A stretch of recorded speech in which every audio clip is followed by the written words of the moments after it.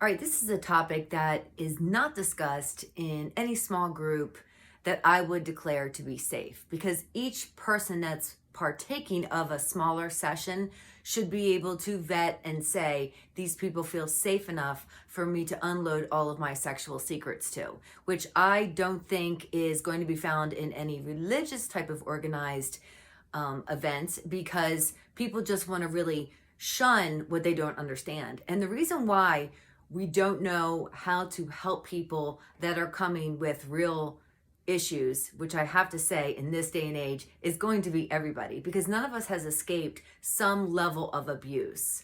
None of us has escaped racism. None of us have escaped somebody just giving us the side eye or an icky look, like up and down, and then you feel slimed. So because perversion prevails, we have to be able to address the things in a timely way in a place that's safe. And so I want to point out that deviancy of any kind always comes from sexual abuse.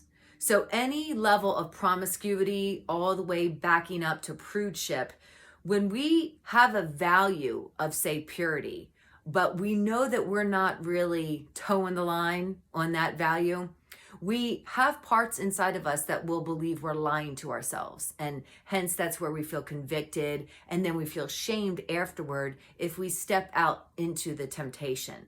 But temptation is only there because there's usually a prerequisite. So sexual abuse is the setup. It is trauma that predisposes somebody to step out of boundaries that a person without trauma would not take.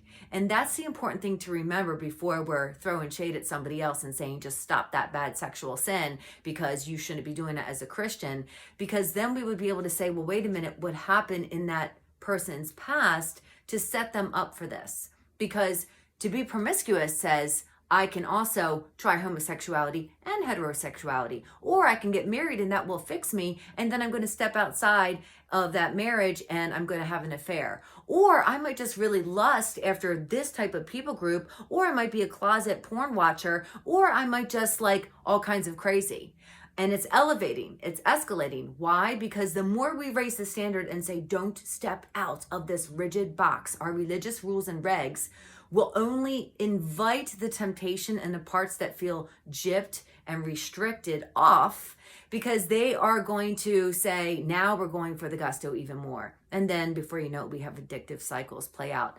But it has to be something that's discussed in a group where they understand the nuances of why we do what we do. And that's always going to be found in looking at the many parts that have us act out.